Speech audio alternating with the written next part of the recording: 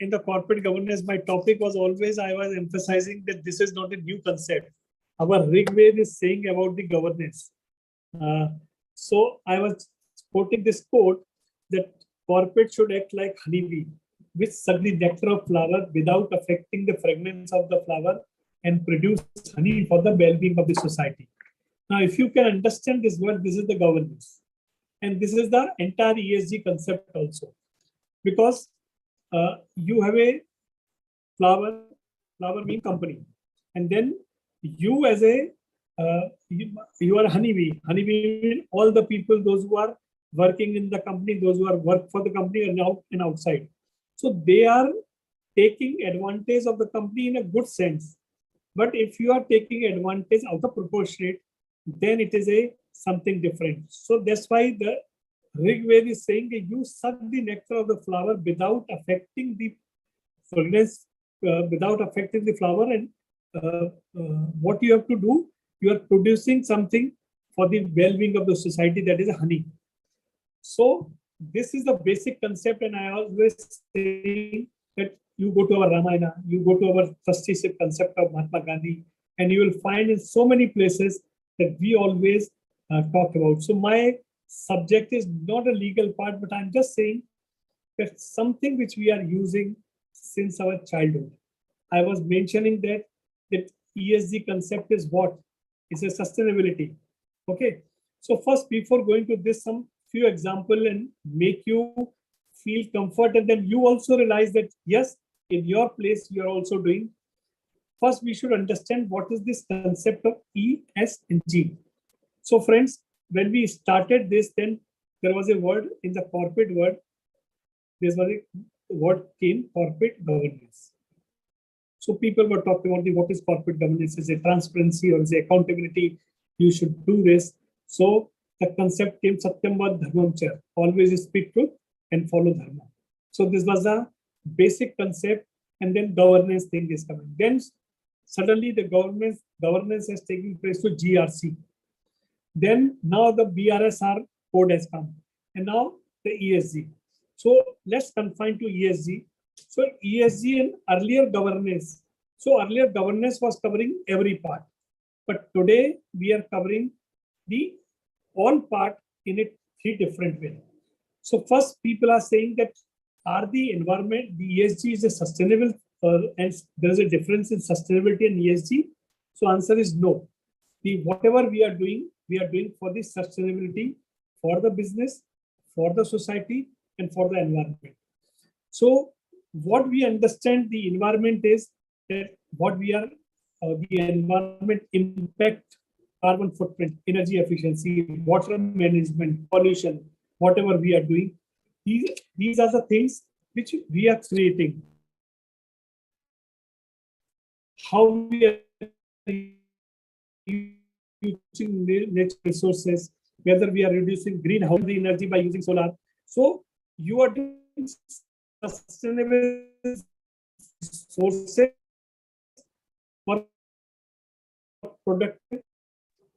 I think, sir, you use can of your production or using this video. You can switch off your video. I think internet connection will be better. Yeah, thank you. So it's okay. It's okay. So yesterday I was seeing the video where somebody was with the electronic motorcycle, and he was on the charging station. So he was saying, I'm using environment, I'm protecting environment. It's right that you are protecting environment at one place, but where the electricity is producing, they are creating carbon imprint, that is creating a pollution also. So we have to make out and think that how the sustainable things can be sustainable on all aspects. Come to the point of social. Now we are saying that what is social? In the governance also we were saying we should have a system where we can keep everybody happy. So, and you are a trustee and you have to take care of an employee, you have to take care of supplier, you have to take care of the society and public at large. So if I can divide into three parts, we have a supplier, we have a employee, or we have a customer. So supplier wants what? He is providing us fund or material. So he wants that I should get right remuneration of my supply. I should get a profit and I should get money in time. Employees happy when they are getting this proper salary, incentive, and the future growth. Then customer, their need is that they want safety, they want good product, and they are providing they are my customer. So benefit, they want only that their product should be good, you should take care. So these are the three things: supplier, human, and customer. Then come to the public. Public, you may think that public is not a part of your direct connection, because earlier when we were saying governance mean governance for the shareholders. Now what has changed to shareholders to stakeholders. So we should understand the public is also future employee, future supplier, and future customer also. So you have to take care of them also.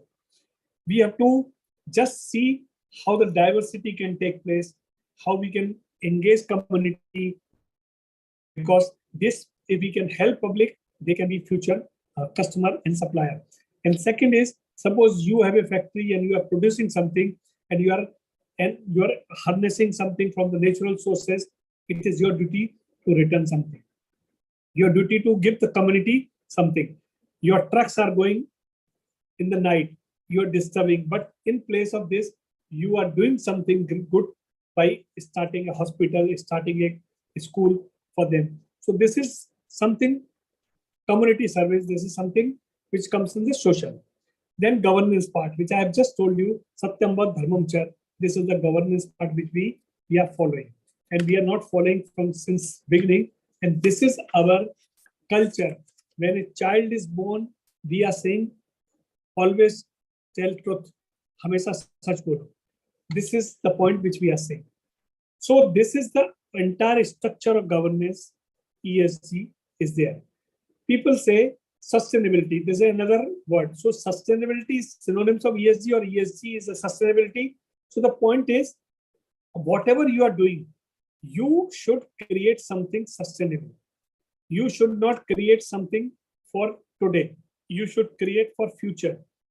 Today, everybody is saying the way we are doing pollution, the way we are disturbing the ecosystem, the way temperature is going up, what will happen? The glacier is going down. All these things are part of the environmental disaster which we are creating. So for that, everybody wants that we should have a sustainable system. So we should follow the environment protection, promote renewable energy, conserve resources, eco-friendly initiative. We should do this. Then if we will help society, we will help society by health, by education, by community engagement, by helping them, then they will also create a better citizen and better things. Governance, that is also sustainable. If you are ethical, if you are providing good services to the society, then it will take place. Now, sometimes what is people are saying, is it an integral part of Indian daily system? I am saying yes. This is the part. Pasandukam, Kutamukam is the word, where the word is one family, we are saying. We are following traditional agriculture practice, organic farming, sustainable method, past generation to generation. Diwali we are doing, celebrating natures. And we have so many festivals. India is a country of festival. And we are doing festival just to celebrate the nature. We have a Nag Panchami. We have a Vasant Panchami. We have a Holi. We have a various program which is creating and respecting the nature. And Narayan Murthy has said once, an individual has not started living until he can rise above the narrow confines of his individualistic concern to the broader concern of the all humanity. That is the one part which is very, very important, which we have to understand. The second issue is why the government is compelling to implement sustainability through law. This is a question every time is asking. We are doing this, but sometimes some examples are there that if your government is making rules, then they are guiding individual. They are making that you follow a structured approach. They are compelling business to be accountable more for environmental impact or various other governance aspects. Example, plastic waste management. People using plastic, but government banned this plastic. So by banning this, you can understand the people have realized this, the importance, and that they have started using. And I'm surprised, in our old house, we were using kapde ka thela. And this kapde ka thela is not a just thela. It is also promoting environment. It is conserving the environment. This is a sustainable, because every time you are not changing thela, you are not creating anything, you are buying and then cleaning it. Then come to the other thing. And here I am reminded the Mahatma Gandhi's quote, what we are doing to the forest of the world is but a mirror reflection of what we are doing to ourselves and to one another and our future generation. So today what we are doing, it will impact in future. Now, what are going to be impact on the sustainability? Now I'll give you some example. And the example is that we won't have society if we destroy the environment. That is one part. And that's why people are saying you follow various sustainable methods. And I'm giving some few examples in India. We have a traditional water system, that is a kua, talab. That was a system where we are conserving water. We have a community farming. We have a waste recycling. Now in our house, if you are using sari, after that, the sari is not thrown. Sari is used for blouse, some different clothes. And after that, we will use it for some other purpose. And after that, we'll use some for other purpose. Ultimately, we are using for waste material also by cleaning. Then in house, ventilation system is there. The system relating to various method which we have followed. Take example of matka. Matka is a traditional water pottery which we have seen. It is also a sustainable, creating better things for environment, because it is not taking electricity, it is not doing, it is cooling the water without affecting anything. We are using for eating the pattal, dona and pullad. That is also, this is a waste material, we are using it and doing. In South India, you go, kele ke patte pe you will get food. That is also a sustainable part. Then handmade craft is there. So we are using people, we are not using machine, and we are using hand, and that is also creating something. Sustainable architects, you go to any fort, any big fort now, you will find natural system of ventilation, lighting, and cooling system. Cow production is also one of the things. We are using cow dung for the puja, cow dung for the making the house painted by cow dung, which is protecting the various negative things. We had a old rainwater harvesting system. Then we have a sustainable textile that's called khadi, which is created by hand. Then we have a traditional yoga system. We have a natural medicine. So that medicine is a natural by plant based, not by something which you are creating from machine and doing something. We have green transportation like belgadi, rickshaw, cycle. Okay, we have a various festival which I told you, Pongal, another thing, and Makar Sankranti, just to do puja of the nature. Then we have a community kitchen langar, which we are seeing. So langar means you are feeding people and then you are not wasting things. That is one part. Then we have a conserve of river, Ganga river. We are worshipping river Ganga. We have a natural building techniques like we have a jhopadi. We have various other things which are using to make the house. Now these are the certain things which we have seen. We have a system that walking is more important than using something which earlier people were doing. We were in our house, ladies were doing chakki. The system of chakki was there. So that is also creating the environment, and that is also saving lives. We were eating locally. So you have seen that we are saying season food khao, local food khao. That is another point. We are not transporting anything. That is also another things which is happening. We have a system of repair, not replacing. So we want to follow not the new thing, which is a Western culture, that use and throw. Car लिया, उसको use करके throw कर दिया. हमारे यहाँ secondary market is very, very important and which is doing. So these are few examples. And friends, I remember a very interesting story. I always go to temple for Tuesday for putting sindoor on Hanumanji. So, and then we were putting langot and the kapda also on Hanumanji. So once I asked Panditji, what you do after this puja? Because when I am coming, you are removing the older one and then putting my, and then other person is coming, we are removing my. So where this clothes is going? So he was saying, हम इसको फेंक देते हैं, वो आदमी आता है ले जाता है. So I catch hold of that person who is taking. So मैं बोला उससे आप क्या करते हो? बोला हम इसको धोते हैं. कहाँ धोते हो? उसको किसी रिवर के पास ले जाके या कहीं किसी ऐसी जगह ट्यूबवेल पे जाके धोते हैं. Now you can understand what I was doing.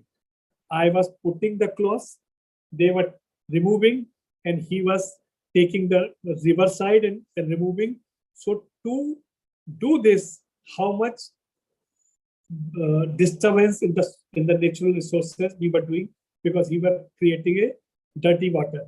Now, in the same time, people are saying Sindoor has certain things which create better environment, better productivity of the seeds and the nature. So in India, when I realized this point that my system, this clothes is creating problem, I stopped doing this. But unknowingly or unknowingly, we are doing. Recently, we came to know that we are purchasing paste, and the paste is coming in one box of the paper box. So people were asking, why this paper box? When paste, you can use other thing you are purchasing without box. So that is also by putting the paste in the paper box is also a waste and creating environmental hurdle.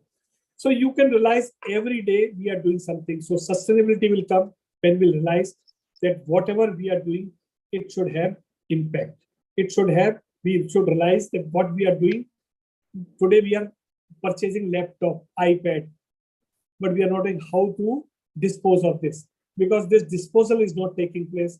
It is creating some hazardous things which is destroying the nature. These are few examples.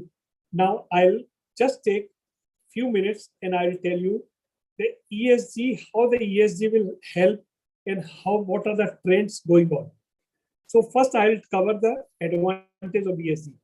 Now, if you use this environmental, social and governance, risk mitigation will take place.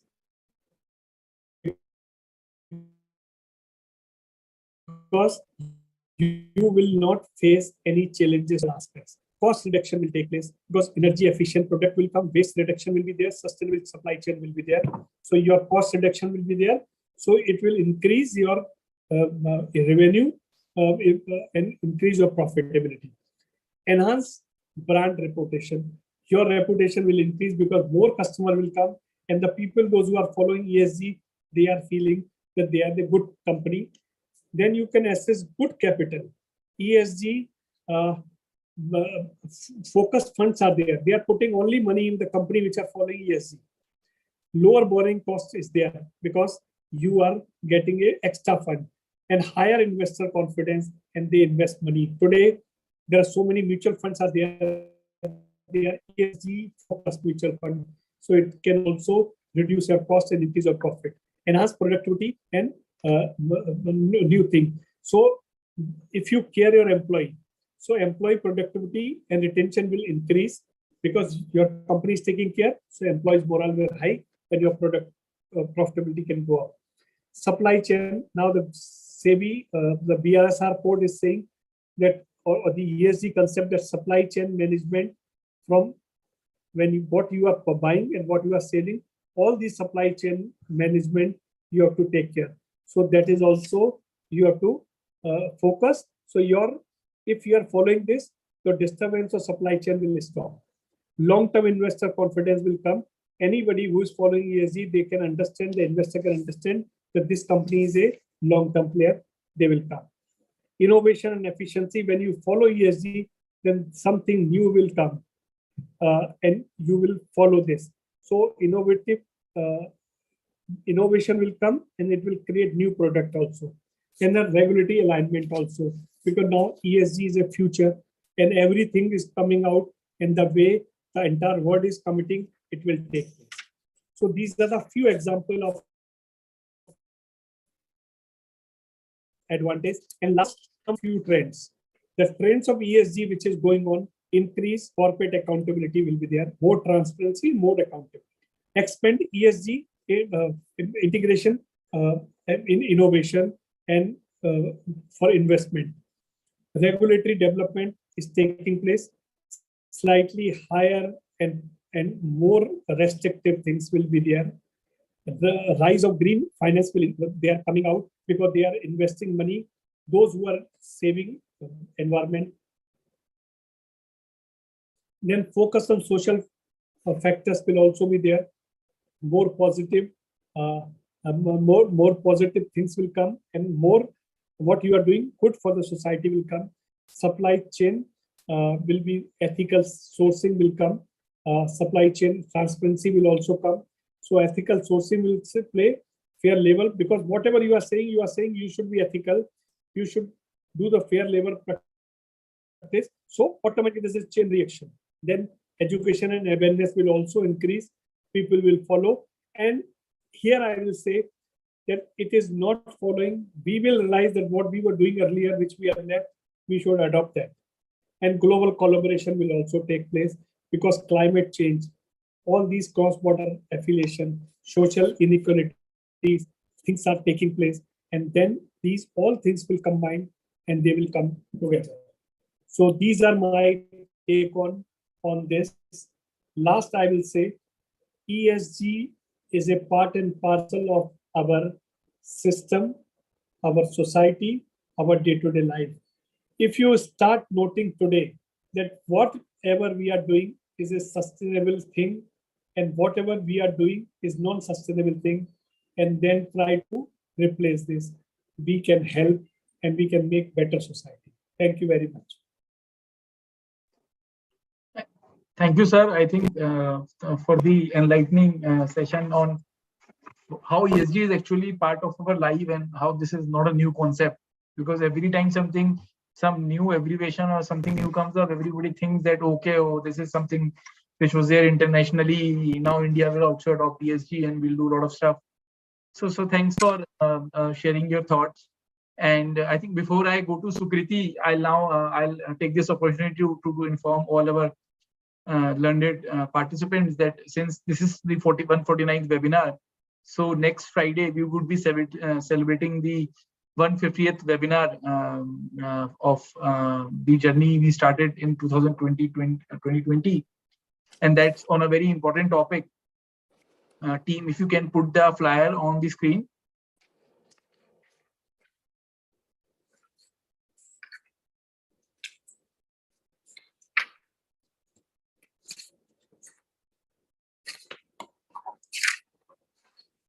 Shivam, can you put the flyer?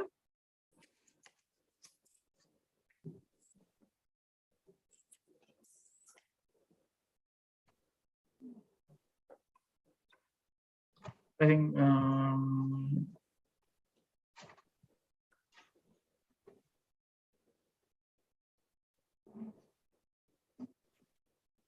think nobody's there. Okay, now he's putting. Thanks, Shivam. So this would be the topic for our 150th webinar, the future of corporate governance, insights and perspectives. And we have lined up a stellar panel of panelists from both ministry, regulator, industry, professional community, stakeholders, and many others. So it will be a wonderful session, and there will be a lot of deliberation and discussions on the corporate governance and how it will take shape in future.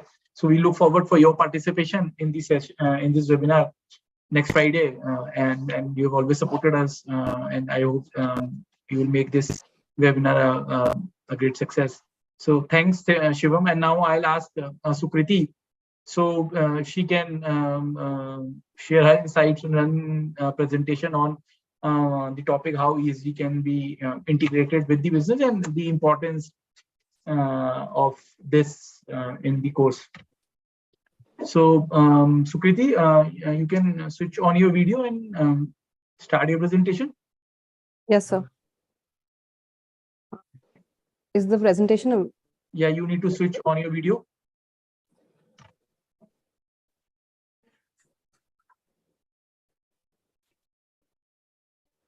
Sukriti, you need to switch on your video. Yeah, and I think you can run the slideshow. Can you see the slide? You have to put it on the slideshow mode. Can you do it?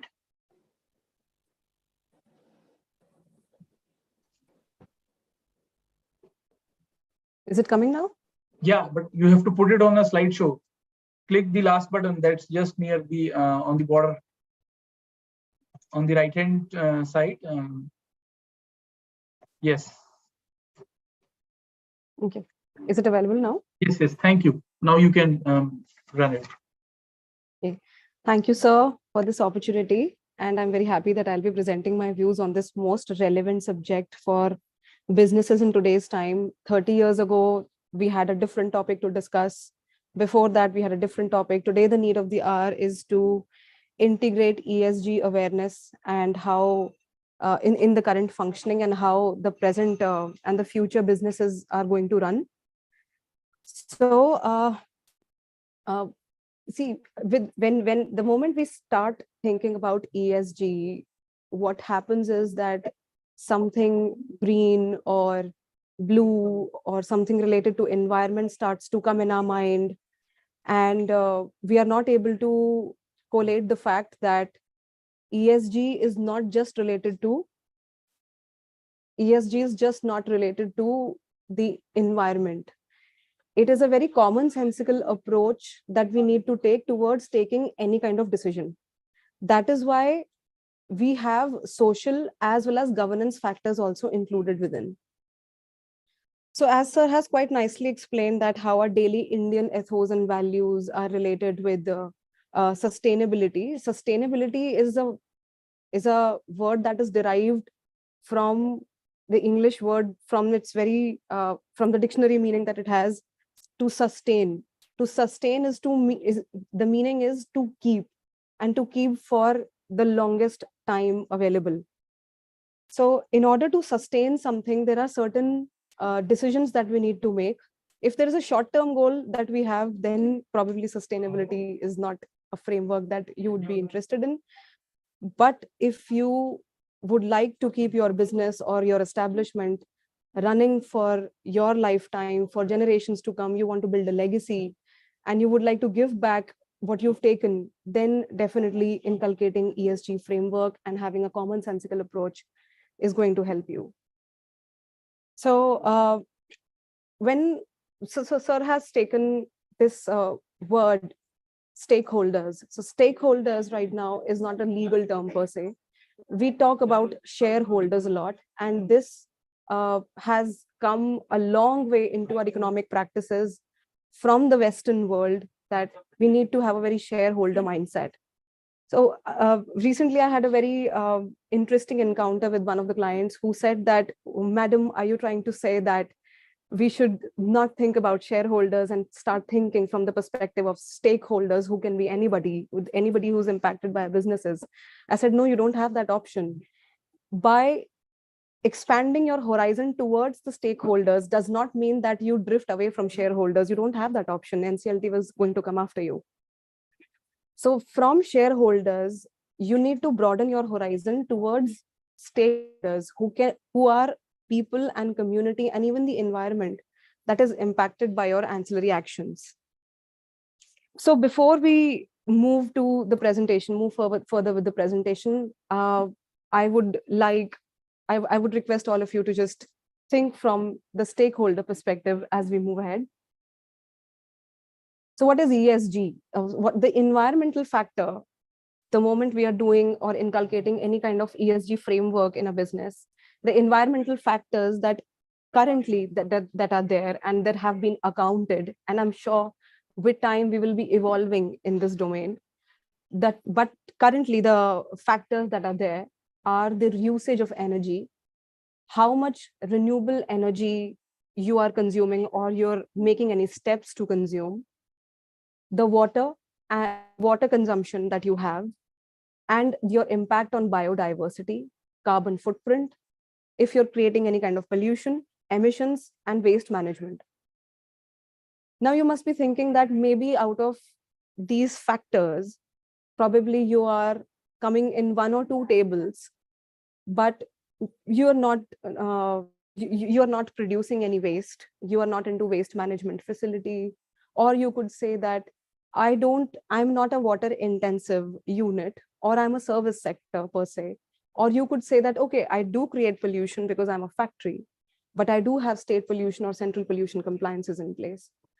So you could be thinking from that perspective. However, if I tell you that you fall under all these categories and there are scientific ways to measure them, and you will be surprised with the results that there is so much of wastage you are accounting and unnecessary money that you're paying for the energy consumption. So we have this belief that usage minus need is equals to wastage. And there are scientific ways to calculate it. And when it comes to carbon footprint, every complex organism on this planet has a carbon footprint.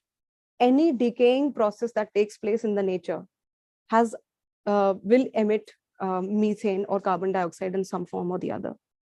We cannot escape from this phenomenon because this is natural, this is chemistry. But there are ways to mitigate it, there are ways to deal with it, and the very first step is to acknowledge it. Second is the social factor. The moment we hear the word social, the first thing that comes into our mind is people, and that is true. We deal with people on daily basis. People are our most important, familiar stakeholders. And these people in our lives, these people in our businesses are in the form of labor, are in the form of management, are in the form of vendors, are in the form of suppliers, are in the form of customers, are in the form of employees, and anybody and everybody whom is getting affected by our operations on a daily or annual or biannual basis. Now comes the governance part. So I think Sir has quite lucidly stated and covered the fact that it all starts from governance. So the governance is the soul of the entire ESG framework and practice, because the decisions are taken in the boardroom. The moment you talk about sustainable practices, the right practices, not the fast practices, but slightly slower practices, when you connect with your own internal boardroom and your decision-making process, it's then when you're able to take corrective measures and the righteous practices. So I'd like to also add that with what Sir has also stated, that in our ancient times, we've always had the rule of best practice. And who is the best guru than Chanakya? So verse 2.9.2 of Chanakya Niti states that the leader of every organization has to timely introspect on its actions. So this is what governance is all about. We will be covering more deeply as we meander through the slides. The origin of ESG as a concept or a framework. So ESG, environment, social governance, right now, everything starts from the stage of concept. And before it comes on paper, it is an idea. Before it is an idea, it is a feeling. So this is how it is. And today we have multiple frameworks around ESG practices. And how this evolved in India is that we knew that environment and environmental expressions will be forming a very important part of our cultural ethos. They form a very strong part of our cultural ethos. So in the directive principles of state policy, Article 51A Clause G and Article 51A Clause H, these are such progressive articles while the constitution was formed, they were inculcated right from there, that state that we need to have a conserving mindset, and also we need to have a scientific temper and humanism and spirit of inquiry and reform, because that is when we will be able to know more and have more deeper insights about nature, and we will have more ways, we will discover more ways to conserve and protect it. Because in order to do anything for anybody or anything, you need to understand how it works.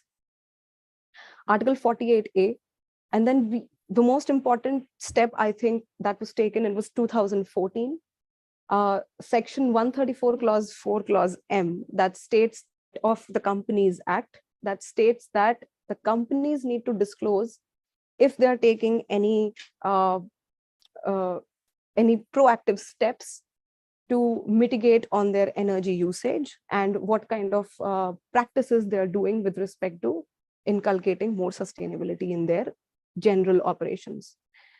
Then again, law is a process of evolution. As the society evolves, laws evolve too. Governments realize that statutory framework and general statutory practices is on one side. We've always had compliances like Labor Compliance, Environmental Protection Act came in 1986. But is that enough?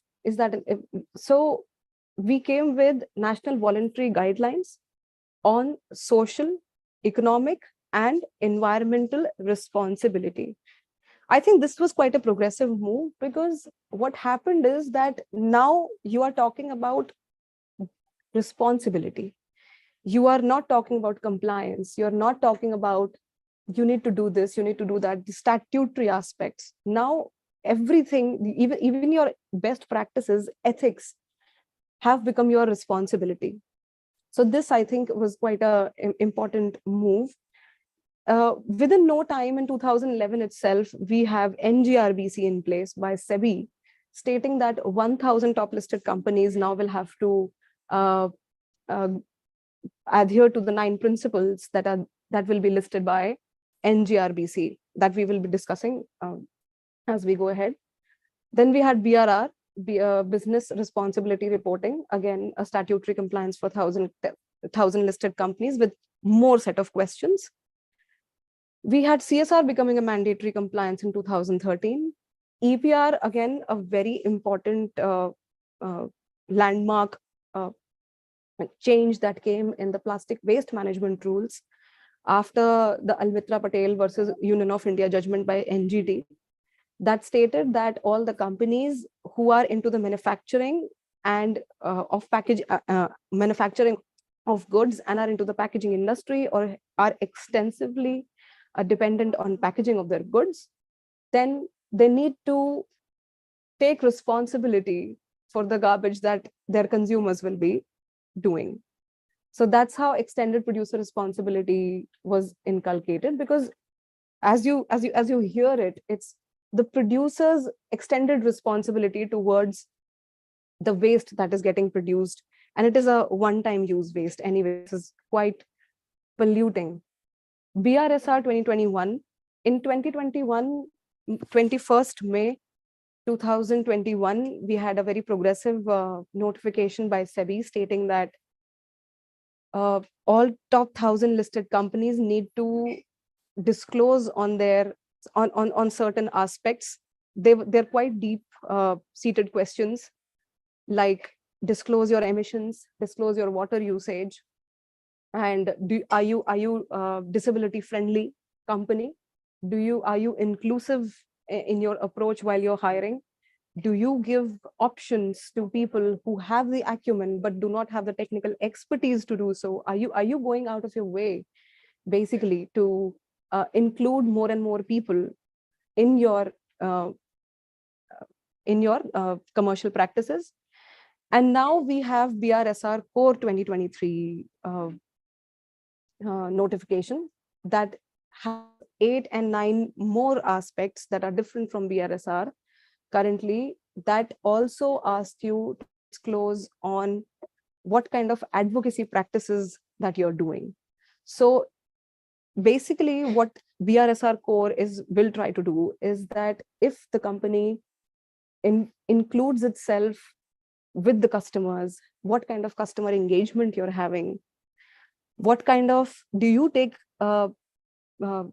feedback from your employees, and do you adhere to those feedbacks? Mainly taking care of the ethical values, setting ethics and best practices in place. Okay, so I get this question a lot. What are the benefits of having ESG framework? And I ask a question in return. What are the benefits of cleaning your home? So that's the same answer is for having ESG practices. It is cleaning and streamlining your entire value chain that will help you enhance your profitability. That will also help you enhance your brand value. Recently, what happened, you must have heard that this company called Boat, backtracked from funding a singer that was supposed to come in India because he made some irregular remarks on religious remarks. So that is also a good ESG practice, because they don't want to associate their brand with something that creates bad energy in people. So what kind of brand reputation you're building is also going to be cleaned through this entire framework and getting this practice in place. So for business, it will open access to larger pool of capital and promotes a stronger brand identity. European Union, American investors, everybody is demanding for an ESG report these days. Most of the MSMEs and startups have also become very conscious of ESG reporting, even though there is no mandatory compliance for them, because they would like to attract more conscious investors. So for investors, the good thing would be that they can demonstrate their value system. So whenever there is a company, whenever there is an investor, whenever there is a person out there in the market, there is an energy that person brings on the table. Through good ESG practices, all these things come in one place, and you're able to get good investments, and also you're able to associate it with good brands. Get better returns that are better than the conventional approaches. So as I said earlier also, that 30 years ago, maybe the demand was different for businesses. Before 30 years ago, the demand was different. But today, as we settle in this era where people do have purchasing power parity, people, even customers would like to get engaged with brands that have some kind of branding that is associated with goodness factors. Okay, so it definitely offers a competitive edge to you. Companies participating in ESG efforts often gain a competitive edge over their rivals. In 2022, there was a survey, and it was written in the green print, a sustainability report, that people are able to pay 5 to 10% extra more for technologies that have better ESG reports. And also, similarly, 70% of the 40,000 IT professionals surveyed in 2022 by Tech Target's Enterprise Strategy Group division said they think their company would pay more, 5 to 10% premium for IT products and vendors that have good ESG practices. So you see, even the customer, how customer is also a stakeholder when it comes to good ESG practices. We will be able to attract investors and lenders. Gallup study also released in 2022 found that 48% of the investors are interested in sustainable investment funding. And there is a Dow Jones survey that states that professionals who include these kind of practices projected ESG investments better, and the companies that genuinely practiced ESG framework well by the milestones that they set, and they did the right practices, were able to sustain good investors and were able to give them exit with good returns. Build customer loyalty. I think this is something that we've it's a very hot topic these days. I myself, being a consumer, and people in the millennial generation, people in the Gen Z generation, I have seen personally talking to people that they would suddenly look at the brands and say, oh, is it cruelty free? Oh, I don't want to wear fur anymore. People are drifting away from brands and food products that have high amount of uh, preservatives in them, or have a high amount of ingredients that are not very good for nature. So there was this documentary that came out on I Am Orangutan that spoke about the plight of orangutan monkeys in Indonesia, because Indonesian forests are rampantly cut for palm oil deforestation. So people sitting in India would like to go for products that did not have palm oil. So these kind of practices will have what kind of an impact on you? You will know once you start doing them.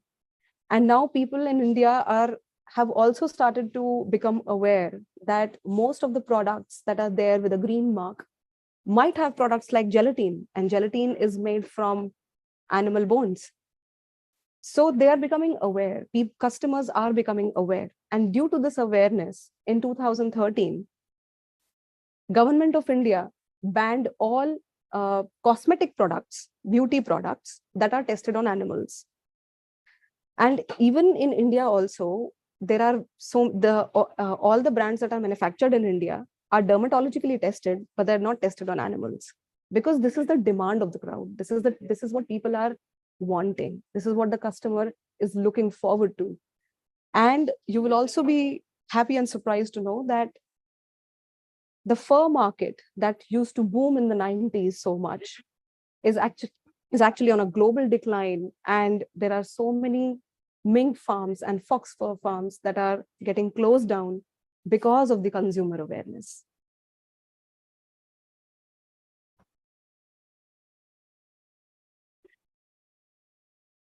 Oftentimes people ask me how it will improve my financial performance. So how your financial performance will improve. Okay. Once your entire stakeholder management is in place, you are energy efficient, you're working with good people, you're working in a good culture, you're happy, your customers are happy, your investors are happy, everything about you is, if not best, but going towards good, then why will your financial performance drop down? I think people ask this question because there is a slight confusion that ESG framework, including ESG framework, is like an act of charity. No, it is not. As I stated earlier, it is just like cleaning your own home. By cleaning your own home, you're not doing any favor on your neighbor or any of the person that you know. You're doing a favor on yourself. So the same principles will apply here. And applying these same principles, what goes around comes around. You are going to be doing the right things are going to be coming back to you. So there is this concept of prayas and shreyas, again in Chanakya Niti, that states that prayas means that you do the wrong thing first and repent later on. But shreyas means you struggle a little first, but you sustain longer. So you have to choose. Many company operations makes company operations sustainable. Companies investing in ESG initiatives can sustain much longer looking at the current landscape.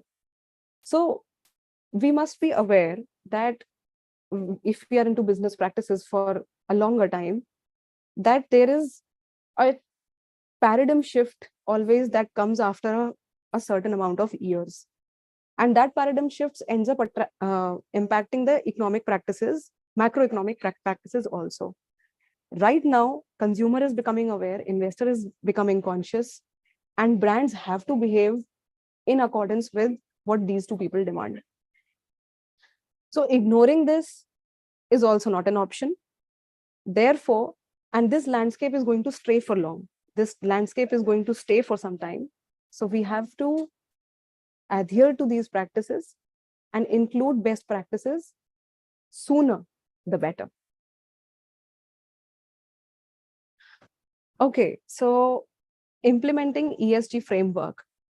Now we've understood what ESG could be all about. We can have a broad picture in our mind, and as we'll talk more about it, we'll get more idea about it.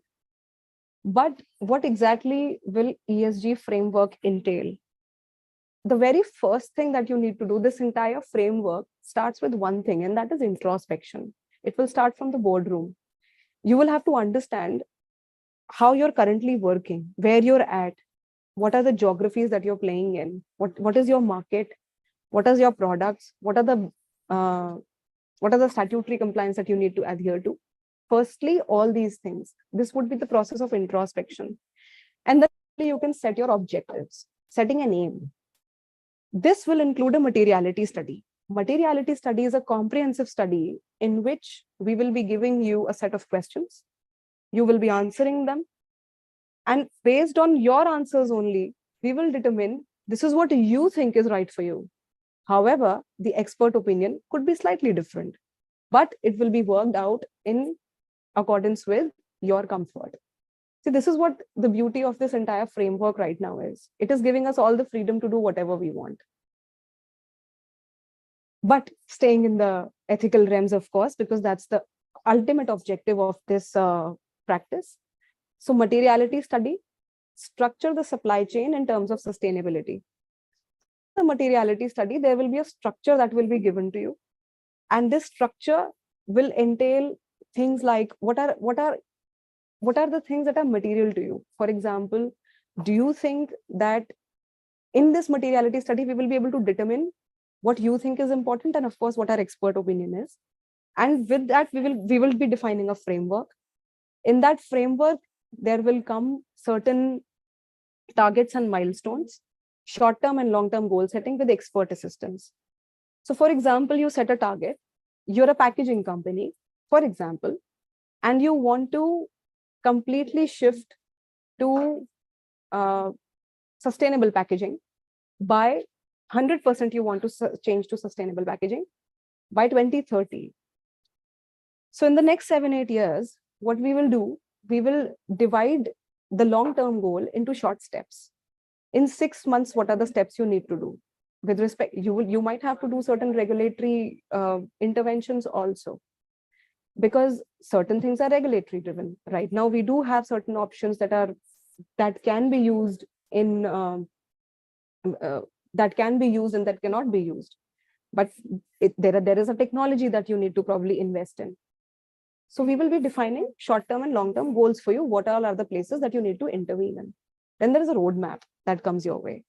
Roadmap will even shorten that course for you. That will put the path into even shorter pieces. Okay, this is what you need to do. Right now, in the next 6 months, probably you will have to invest in technology. Right then, for the next 6 months after the research and development, you need to do this. You need to do waste management. You need to probably invest in certain CSR activities, depending upon what your goal is. Then there is a roadmap. The roadmap is about conducting a baseline study, and we will be crafting and recrafting your policies accordingly. Baseline study will also include researching about what is your carbon footprint, if there are any GHG emissions that come out through your operations, and how you can mitigate on them. And those milestones will be set by you. We will be only guiding you through. Implementation, planning and layout of the implementation plan. So the moment there is a roadmap, there is a framework, now comes the implementation part. For example, if we set biannual targets for you, then we will be doing biannual monitoring on them. Monitoring and reporting. These are two important aspects that probably you will be most interested in. See, let me tell you that this is a very cool journey. This is a journey that will be new, something new for you. This will be interesting. This will help you develop your horizon, and this will help you come out of your own shell. And the impact that you will see in 6 months, in 1 year, in 2 years, that will be so rewarding. So what will we do is, in monitoring, we will be doing an ENS action plan and compliance of laws and policies and studies. ENS means environment and social aspects. We will be monitoring your ENS performance based on the targets, address any unexpected events. See, this also includes addressing any unexpected events also includes any kind of due diligence or risk analysis with respect to natural resources, with respect to if there is any pain point in your governance, or with respect to any social aspect that there is, if there are any trainings required. So if there is any training required, and if there is any aspect that requires any kind of immediate attention, we will be doing all those kind of due diligence. Company reporting forms. Now, there are certain forms and structures in which you will be reporting your ESG. If you're a listed company, you will be doing the RSR code from next year. If you're a non-listed entity, then any of the frameworks that you choose, I'll be happy to help you. Company reporting form, site. Okay, this goes through company reporting form, site visits, hand-holding support, evidence data gathered. I think I've covered all this. Okay. Now, what are the kinds of reporting that there are? There are two kinds of reporting. One is statutory that we discussed earlier, and one of the non-statutory ones. Statutory are BRSR and BRSR4 for the top 1,000 listed companies. And for the non-statutory ones, we have GRI, that is Global Reporting Initiative. We have SASB, we have integrated reporting, we have Carbon Disclosure Project, and we have UNGP. Internal assessment. What do you mean by internal assessment? As I said earlier, that the moment you start introspecting, you'll check on your business ethics, you'll check on your product and services, sanitation standards. And by sanitation standards, I don't just mean by environment protection laws and other things. There are things that you need to do within your system. It could be your culture, it could be your office culture that probably requires any kind of sanitation. So I'd be through this ESG framework, you will be assessing and you will be understanding that these are the places where you need to work on. Employee engagement, stakeholder management, and things like that. Internal assessment includes, but is not limited to business ethics related with transparency and accountable and conduct, your general conduct, product service, safety and sanitation again, employee engagement, stakeholder management. Impact on human rights. Oftentimes people think, why should I care much about human rights? Well, if you don't, some NGO might stand up and say that you need to. So before that situation arises, we can have a look into our own internal system, that if there is any violation happening without us even knowing about it. See, there are so many operations, there are so many ancillary and collateral damages that probably we could be doing on the way, which we're not aware about. So implementing an ESG framework will help you understand that these are the places that probably I'm impacting from so many years and I needed to look into, but thankfully now I'm looking into them because of this framework.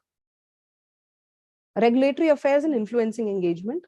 Okay, so this is one of the aspects that is covered in the BRSR core also, that if you are engaged in any kind of regulatory and advocacy practices, then you're not doing it for the wrong reasons. You're doing it for the right reasons, and you're influencing the right channels through the right means.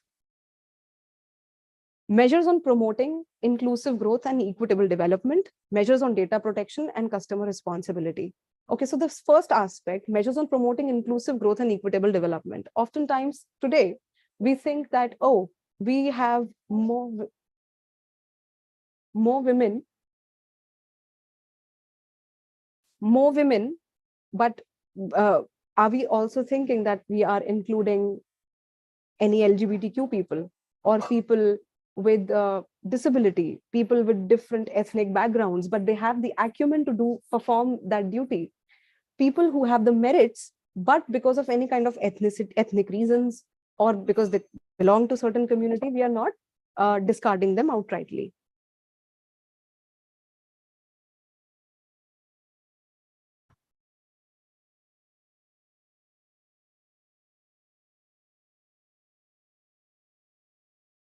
Okay, so the broad essentials of BRSR code would be, they are different from BRSR, is the disclosure of GHG emissions, water footprint calculation.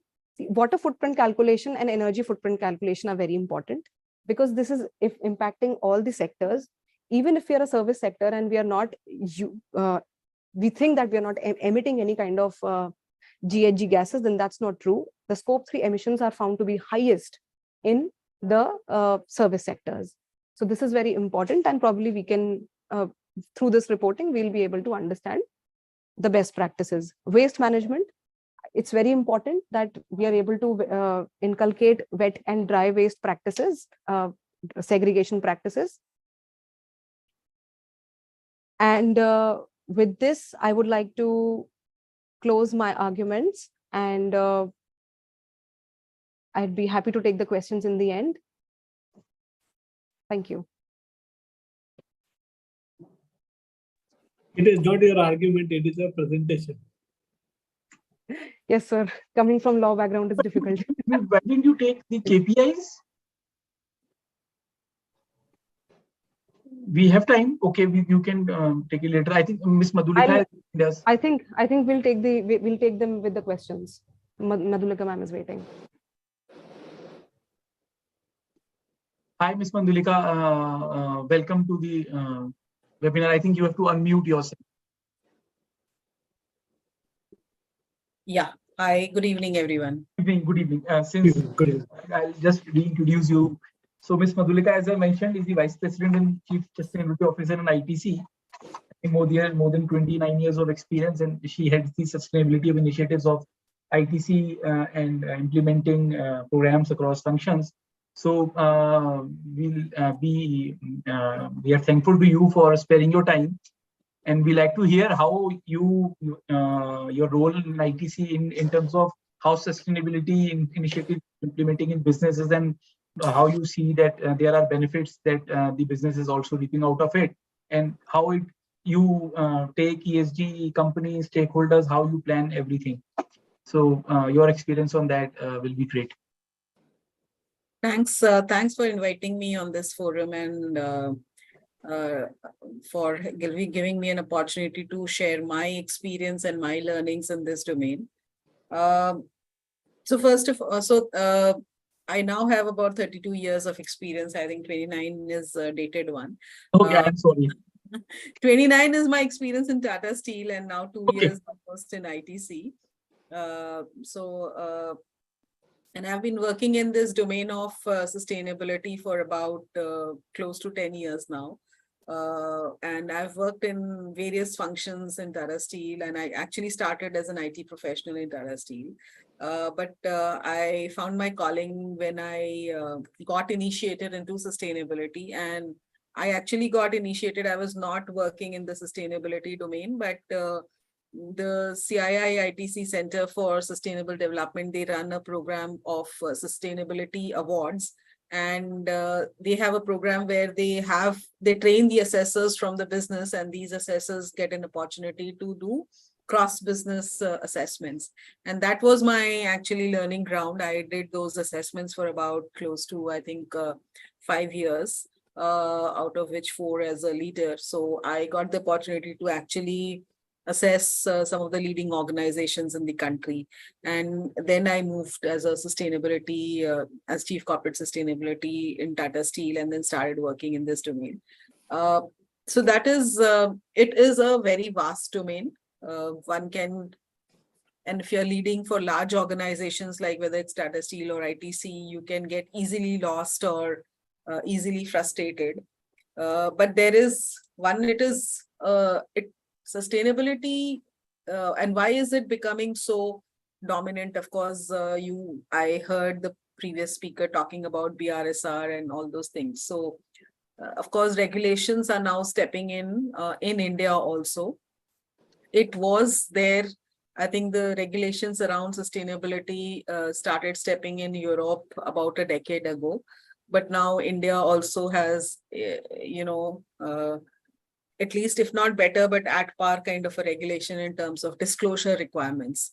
But nevertheless, I think it is not only the disclosure and regulations on disclosure or product responsibility, etc., which is driving sustainability. I think, and that's my core value, and that's what I want to share, is that sustainability is it's an opportunity. I look at it from an, not that it is a something that you have to do additional, or it is an opportunity. And why is it an opportunity? You can actually bring in efficiencies from a value chain perspective. You can reduce your cost. You can improve your employee motivation, and you can actually meet the stakeholder expectations. Any organization now in such a connected world operates in a multi-stakeholder kind of a setup, whether it is a regulator, investor community, employees, customers, suppliers. I think, and to manage and meet the expectations of all the multi-set of stakeholders, sometimes they may be competing with each other. I think sustainability is but a necessity. So sustainability, I think, when I was in Tata Steel, actually sustainability and strategies teams used to sit together in the same building. And I think it is an sustainability because it has got economic environment, it has got the if you look at the most, it is people, triple bottom line. What did it say? People, planet, and profit. So a business is there to make profit, but then how do you balance your things on your initiatives or your anything that you're doing? You balance the people and the planet aspect also, but still make profit. So I think that's where sustainability is one of the core pillars of any organization, and it is very strategic in nature. It is long term. If you purely look at from an EHS perspective, then it becomes very transactional. You have to measure, monitor, etc. But I think you have to elevate it to a more strategic level and think of it as a long-term thing, both from a not only of being ahead of compliance because there are multiple regulations now coming in, but also it can be a key differentiator.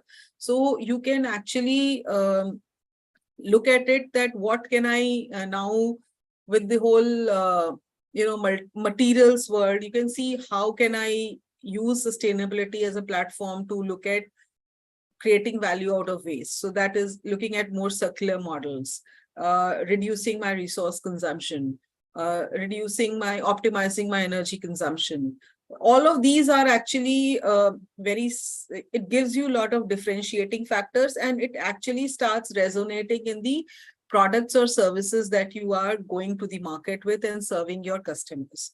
And while, the statistics or the surveys in India shows that shows that there is now, especially I now operate in an FMCG sector where it is a direct to customer kind of a thing.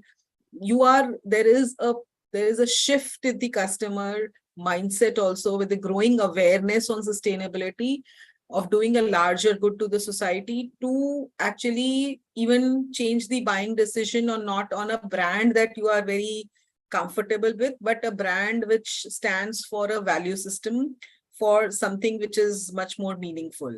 So I think that's one of the key driver that is driving sustainability apart from regulations, etc., is that it could be used as a key differentiator. Of course, not getting into the realm of greenwashing, but how are you able to really truly differentiate? The other thing is that you can actually use sustainability more as a thing to attract the best talent. So now especially the generation which is now coming does not want to actually work for organization, even if they are giving you a lot of money, if they are not able to resonate with the value system. So I think that's where, if you are able to if they are feeling that their value systems are matching and there's a larger good that the organization is creating, I think it attracts a lot of good talent, which again results in better systems, better processes, better products, and better profitability. So I think that is why sustainability and strategy they actually go very hand in hand, and it should be seen as one of the core pillars of the organizations, whether it was Tata Steel, and now if you look at ITC also, you'll hear the chairman saying every time that sustainability and digital are going to be the key levers of key enablers for the new vectors of growth that ITC is going to look at. And sustainability, there are 6 strategic pillars of ITC, and sustainability happens to be one of the key central pillar actually. And everything, all the initiatives, everything, all businesses, they have to evaluate it from the lens of sustainability now. So that is the importance, and that's the significance of this of this word sustainability. But I think, so I would like it to, I don't know how you have designed the panel. I can, there could be questions asked and I can actually answer it. But Ms. Pritika, am I audible to you? Yes, you are. So just a couple of questions. One thing you mentioned about calling. So do you think it's more about in terms of businesses to also realize their calling when they do or plan their sustainability initiatives is something this is very important. And another important thing is that since ITC, it's a very diverse group. For example, you have hotels, you must have manufacturing facilities and very spread. So how you, in terms of sustainability effort, is the entire group driven by same set of plans, or each set of vertical has different set of plans, different set of KPIs? So how the sustainability initiatives work at the group level? Okay. So I'll take it as 2 different set of questions. Yes. I'll answer the first set, not, while I said it was a personal calling, but how does I would answer it like, how does one organization's sustainability strategy is successful versus say other. They may take the same goals and targets, but you will find that one organization does it better than the other one. So I think the key thing here, as I said, sustainability is a very vast subject, and often you can get lost as to where to start. So one of the key thing is that enablers required is that it is also, if it is strategic, it also has to be a top driven kind of initiative. So the buy-in of the leadership of the organization and the support and the conviction of the leadership of the organization is very essential to run any sustainability initiative across a large organization. So it has to have a buy-in. So whether you look at ITC, so you will hear Mr. Puri in any public thing, he will talk about sustainability. Similarly, when we have the town halls, he will say sustainability. So it has got, cascaded across the organization that it is very important. And to, show that there is a conviction in what he is doing, he has created this role. This role of a chief sustainability officer in ITC was not there 2 years ago, and I was brought in and this role was created. There was a EHS department, which was the environment, health, safety, but more transactional and looking at the, the measurement and monitoring kind of a person. Yeah, so so that was created. Then there are, backed up with the conviction, there's a vision, and then there are targets. So there are targets in the public domain, and these targets are applicable for all businesses. So each business has to then undertake these targets in their own business. And so this sets the tone for getting it cascaded across the organization. Now, if it was not there, then it would have been a lip service and on the paper. And while the targets could have been there, but then the same amount of conviction across the organization, or the support that often see sustainability teams, whether it is at a large conglomerate or even in a single organization, they are not the executor of initiatives. So whether it is putting up a renewable energy power plant or improving the water efficiency, or for that matter, getting a due diligence on human rights, the sustainability team is not doing it, right? We are only flagging that this needs to be done, right? This is important. We are tracking it from an external landscape perspective, that this is something important. We should do it. And then we also do some kind of a due diligence and say, possibly these are the targets that we can take in public domain, and then report back, right? But the execution happens in either a business or a function. So whether it's a human right, then probably it is the HR function which has to come into the play.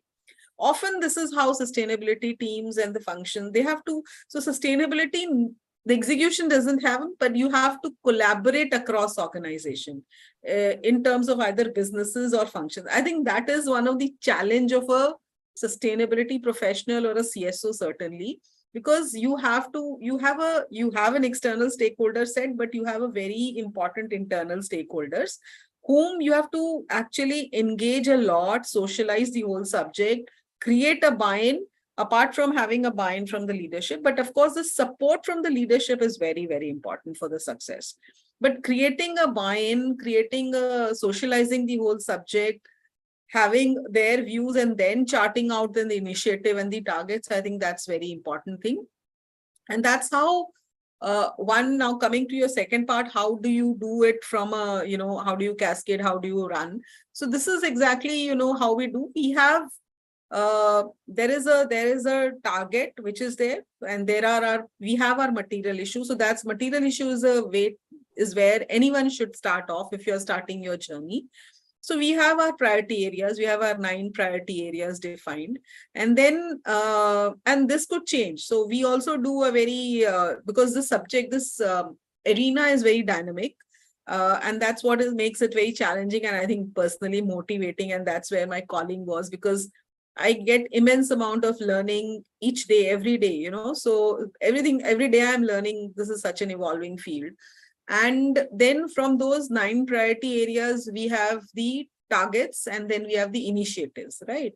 And then we engage a lot with the businesses and the functions. So we have a planning process which runs every year. We start at around January, and it goes from January to March in terms of what are the individual businesses and the functions going to do in terms of these priority areas, and how is it folding back, and then where does it need support from us as a corporate? And the support means facilitation or getting an external subject matter expert, etc. And then hand-holding them, or it can be done by them, or it needs funding. So all that then becomes an annual plan, and we then become the owners of this. We anchor the plan on sustainability, but then a lot of execution is happening across the organization. Now, what is very important is, once the plan is made, you also need to do a regular review and monitor. So that is again an important role of a sustainability professional, where you also keep an eye on, how are things moving? Are they on track? And then you keep sounding the leadership also, that if you need to raise a red flag, or you need more resources, or somebody needs a facilitation. So we have a process of quarterly engagement, a formal platform for quarterly engagement with our all the business stakeholders and some of the functions. And then we do a dashboard and we report back to the leadership team. Apart from this, and these are very important governance criteria. So now I'm talking about the governance structure that ITC has. So, and then quarterly we have a sustainability committee, and they review the performance, they review if there are red flags or anything needs strengthening, or some new thing which may have come up, which is not in the part of the plan, but should we do a course correction and do something which needs to be done. And then, of course, there's a more digital dashboard which follows. The other thing is that we have also now created, because some of the subjects are very thematic and cutting across businesses, for example, climate change, the adaptation piece, and that's where we need to build a lot of capacity and capability internally. So we have created a kind of a steering committee apart from our sustainability committee, which is there, and they have the flexibility, they have the and it is not led by me, but someone from the business. And but I am a member, and then there is a lot of learning across the organization. The other steering committee that we have is on packaging, because being a FMCG, we have a lot of plastic packaging, and there's EPR, but there is how can we do more. So these are some thematic groups that we have created. We are now thinking of creating something on nature and biodiversity, considering that we source a lot of agri-based products which are coming from nature. So how do we, broad base the whole subject? So this is where the importance of governance comes into play, and that's where the cascade and again doing a roll up and roll down. I think that becomes very, very important. And of course, all of this enables you to do a very transparent disclosure at the end of the year. very happy to say that ITC has been one of the pioneers in terms of disclosure. We have just this year, we have completed 20 years of sustainability report, coming out with sustainability report. Out of those 20, 18 have been assured, and we do a reasonable assurance. So BRSR is now coming with core with reasonable, I mean, ITC has been doing a reasonable level assurance of all the GRI KPIs. There are some 100 plus KPIs that we report. Reasonable assurance for all of them for close to 12 or 13 years now. So that's the kind of rigor that gets enabled because you have developed those structures, governance structures, review mechanisms, etc. across the organization. It's a fairly large organization. And since, as compared to any other group like a Tata Group or a Birla, what is, different here is that ITC still, of course, the hotel demerger will happen, but we are still one legal entity. So the reporting happens consolidated as one legal entity. So that's an extremely challenging, proposition. But yes, we are able to do it and do it with a reasonable level of assurance. I think that's quite, commendable considering the breadth of the business that we have. So it's very diverse. So my last question would be, I think since you've mentioned about BRSR core, now the law also mandates core for reporting for value chain.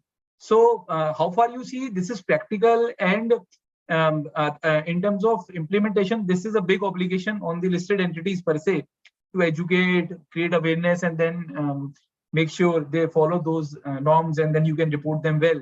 So how big you see this is in terms of efforts and also an opportunity? So we had, even without BRSR or core BRSR coming, we have, being a responsible corporate, we had undertaken our scope 3 baselining and inventorization of the emissions, and also engaging with our critical supply chain partners, right?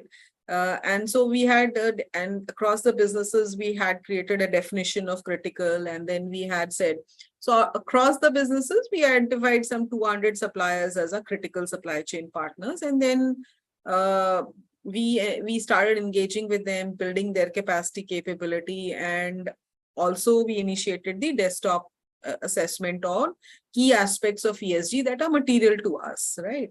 So that work before BRSR has already got initiated. Now, of course, what BRSR brings in, I would say it brings in more confusion than clarity and focus, because it says there are only 2 clauses now in the new notification, which says 75% of your buy value or your spend value. Now it's all, and it's value chain, it's not supply chain, right? So which means, see, for us, we source from our upstream. We have a very deep value chain. On the upstream, we source a lot of these agri products, either directly from the farmers or from mandis or traders. Now, how can they report on core BRSR is beyond, and if you look at 75%, you can't omit this segment. A big percentage that they intend so to from a buy value, this is a very significant value for us. But I mean, they can't. I mean, whatever, and it is impossible to train some. And how can they, on those 9, on this 9A, how can you ask them to even answer them is beyond our A. So this, obviously, I think there is a need for more clarification. As part of, we are also engaging through industry associations like CII. We are bringing these points to SEBI in terms of difficulty. I'm sure they will be heard, and there will be further guidance on this. Even on the downside side for us, we are a more B2C kind of a organization. So we are not a B2B, etc., where I can ask my customer, here you go to buy some product, how can I get your carbon footprint, your water footprint, your all those things. You get into we have a hotel business, so you go to hotel and then we check, please let us know your not possible, I think. So there needs to be, I think, more thought on the guidance document. See, the objective is that large organizations need to also focus beyond their own fence and look at their, critical supply chain partners. Maybe they have the wherewithal to understand these complex subjects, and they need to, then further it, facilitate their value supply chain partners, bring them up to a certain level of operations if they don't have, and then also start taking accountability. I think that is the objective. And I think larger organizations, so similar work was also happening when I was in Tata Steel, and then now ITC. But if you give such broad definitions, then it becomes very, very difficult and impractical for organizations, even very responsible organizations, to then comply to these things. But I'm sure there will be some more guidance on this, and it will bring in more clarity on the subject. So there is one question from the one of the participants. I'll just read it for you. So I'm a big fan of ITC on its CSR and ESG activity and reporting. As certain ITC business like cigarettes engaged in practices that are deemed unacceptable by investors, both on social and health reason, resulting in negative screening under ESG. So can you share how did ITC and leadership thoughts persisted in traversing the journey to be best in this class, despite of the above impediment in terms of the cigarette and tobacco related business? No, so see, my answer is that cigarette has a negative impact on the health, and I think it is a very regulated sector. Now, whether it is the tobacco buying and selling, there's a tobacco board, and we follow all the laws of land, and then it is an end consumer, and there's no, especially in India, there is no marketing. In fact, there is a negative marketing which is there. Yes. And so we have not, we will not say that we are going out of cigarette or something like that, but yes, we appreciate and we follow all the laws of land. And the tobacco farming, if you go, I mean, it was an eye-opener for me also when I went and visited. It is one of the most sustainable way of farming, any farmland, and the ground level work which ITC has done in its catchment. It is really hard to believe, whether it is on water or whether it is on creating alternate means of livelihood. And also the climate smart, resilient agriculture practices in the tobacco farms.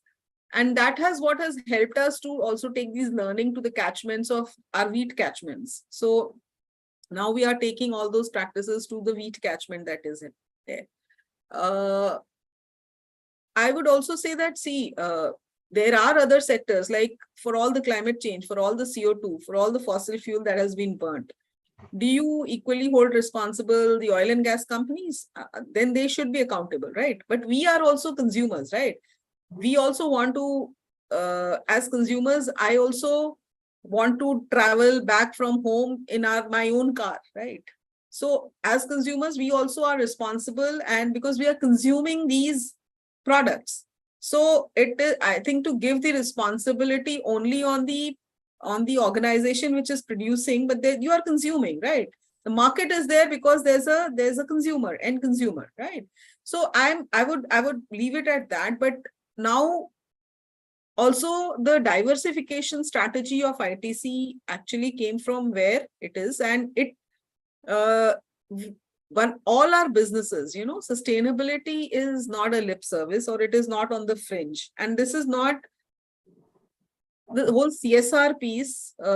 It did not come with the advent of CSR Act.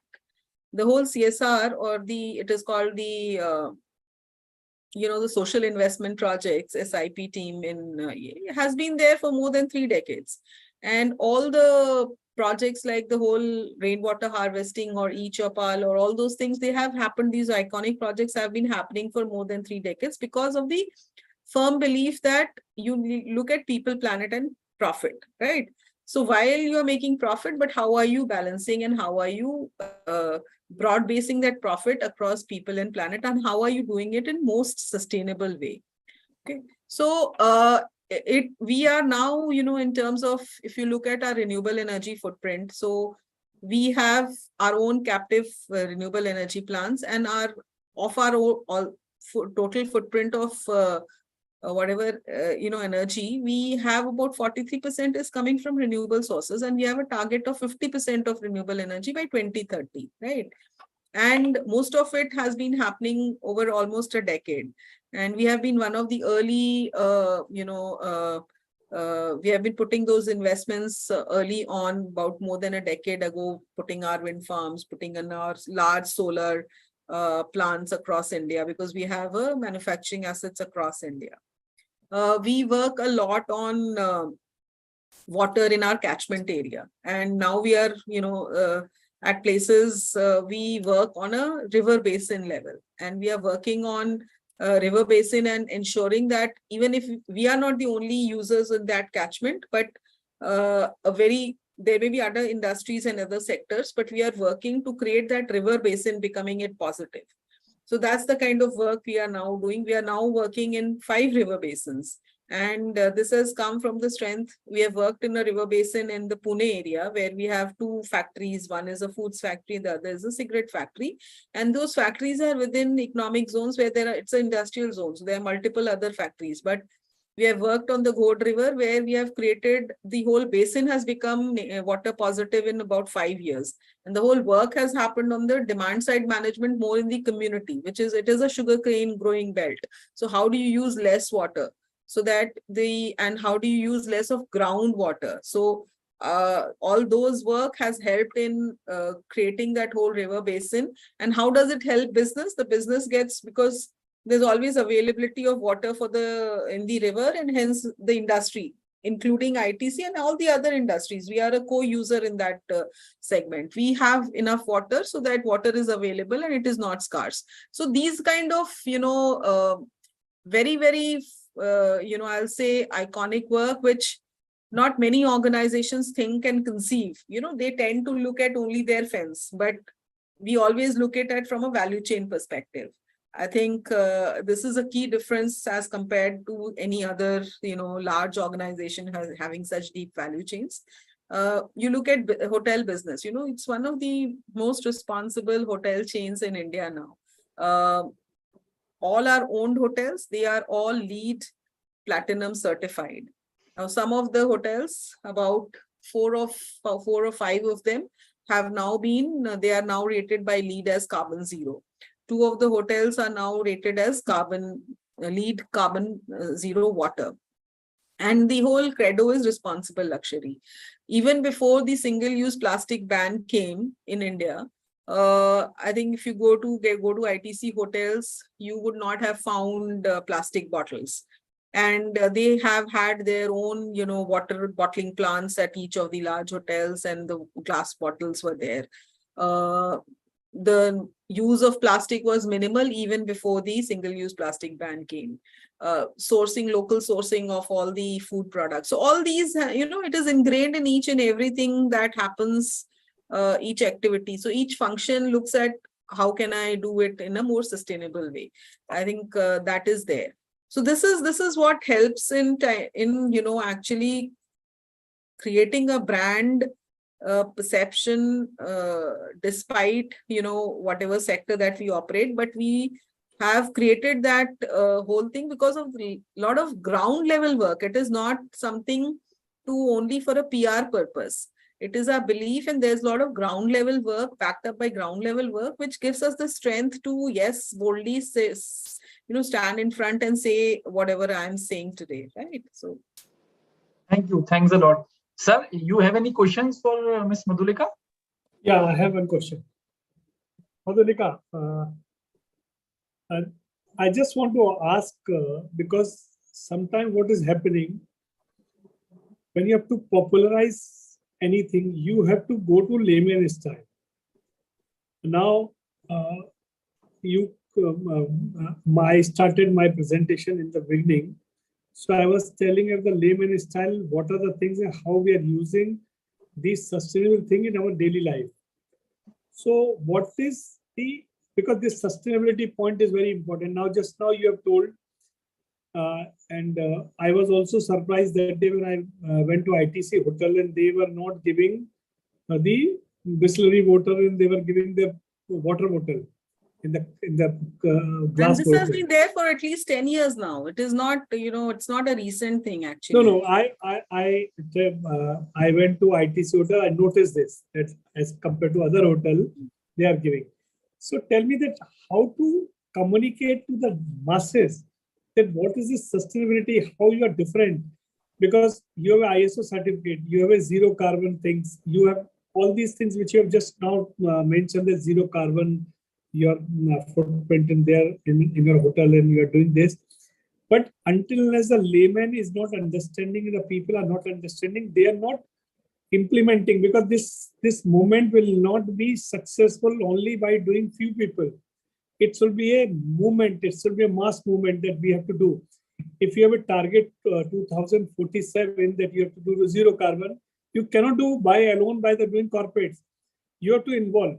So what ITC is doing, and what is your experience, and what you think the government should do to create that awareness? Like I was giving example of the plastic bag versus thela, which we are using in our all over India. That we are having a kapde ka thela we were using.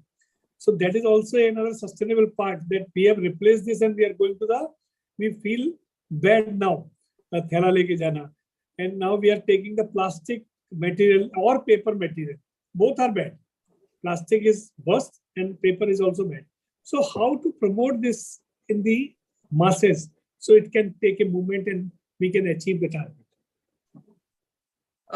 See, ITC has been doing, as I said, very ground level work, especially in our upstream with the farmers, with the local community.